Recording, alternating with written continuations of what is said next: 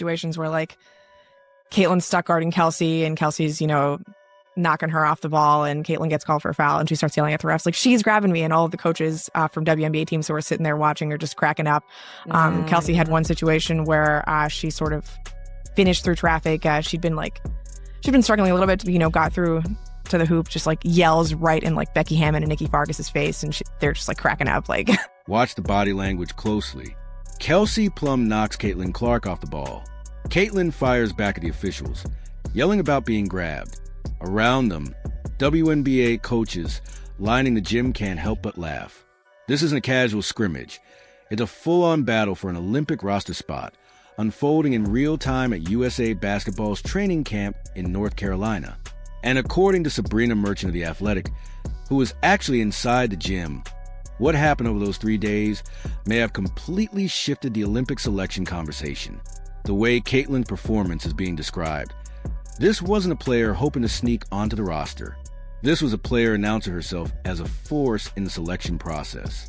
Back on the court, you also got a quote out of Sue Bird about her being impressed with Caitlyn just being engaged while she was out and getting back to being able to play. A little bit about what Caitlyn looked like on the court, how much fun she was having, how important it was. And then someone else, Angel Reese on the other side, talking about Chicago. That was the article I was not expecting. Yeah, so we'll start with Caitlyn. Obviously, she suffered a lot of just a bevy of injuries in her sophomore season, played her last game on July 15th, even before All-Star Weekend. This was her first real 5-on-5 action. Now, here's where it gets interesting. Caitlyn Clark hasn't played competitive basketball since July 15th, 2024, when plantar fasciitis shut her down for the remainder of the Indiana Fever season. No games, no 5-on-5 action, just months of recovery and rehabilitation. Meanwhile, for Phoenix Mercury players at this camp saw their season end on September 11th, operating on a completely different timeline with far more recent game conditioning. So when Sabrina talks about seeing Caitlyn back in a live game setting, she's describing a player who had been off the court longer than anyone else in the gym, yet jumped straight into FIBA-level physicality. And that's the key point. FIBA basketball is more physical than the WNBA. Let that sink in for a moment.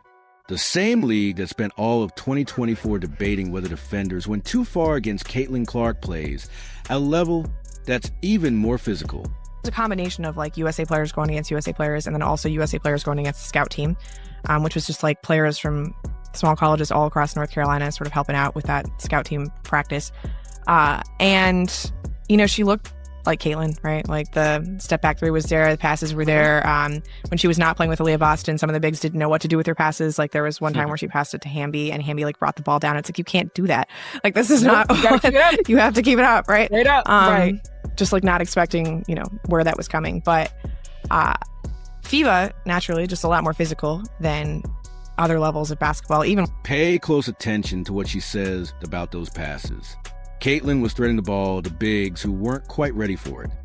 Passes delivered so precisely that the receiver didn't always know what to do next. Enrique Abembo gets the ball, brings it down, and gets blocked because she wasn't expecting it exactly where it needed to be, where she could go straight up with it. That's not a criticism of Enrique. This is what happens when you play with a facilitator operating on a different level. Chelsea Gray throws beautiful passes, stylish, smooth, and fun to watch. But Caitlyn Clark's passes are built on a different kind of intelligence. She's not just getting you the ball. She's placed it exactly where your hands need to be so you can catch and finish in one motion, without bringing it down, without hesitating, without giving the defense time to recover. That's advanced facilitating. That's thinking 3 steps ahead, not just about where the ball should go, but how it needs to arrive. When you play with Aaliyah Boston every game, that chemistry develops naturally. When you're playing with Enrique for the first time at a training camp, there's a learning curve. The fact that Sabrina specifically pointed this out tells us Caitlyn was making passes that surprised even elite WNBA players.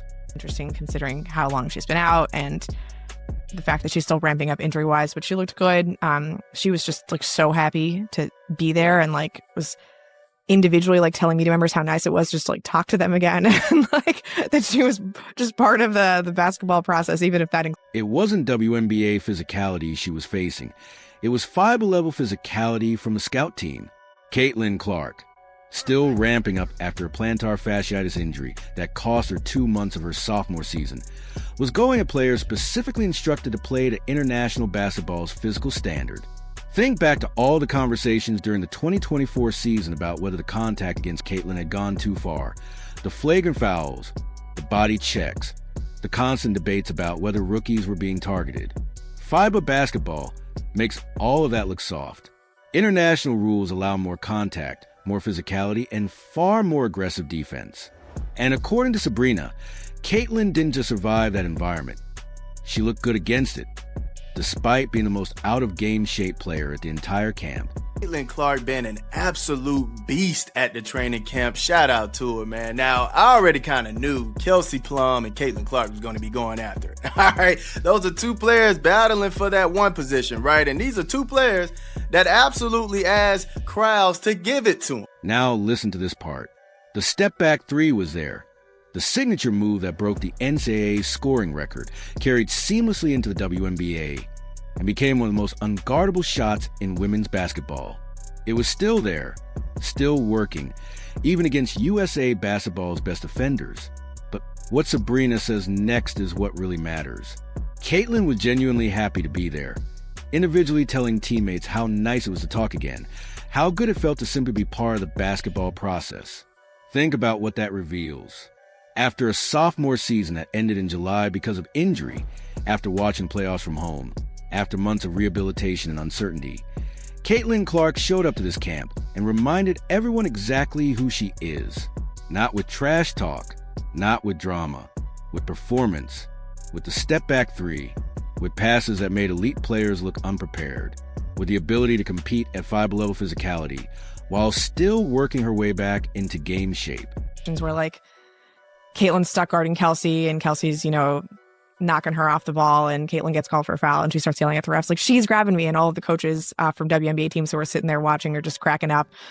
Kelsey had one situation where she sort of finished through traffic. She'd been struggling a little bit, got through to the hoop, just like yells right in like Becky Hammon and Nikki Fargas's face, and they're just like cracking up. Go back and watch that interaction with Kelsey Plum again. This wasn't random contact. It was two players battling for the same position, two competitors who thrive on that kind of energy. Kelsey Plum once turned to Spike Lee and told him to speak up because she needed to hear the trash talk louder. Caitlyn Clark played in hostile college arenas where entire crowds screamed at her, and she fed off it, silencing them with her performance. Neither of these players backs down from anyone.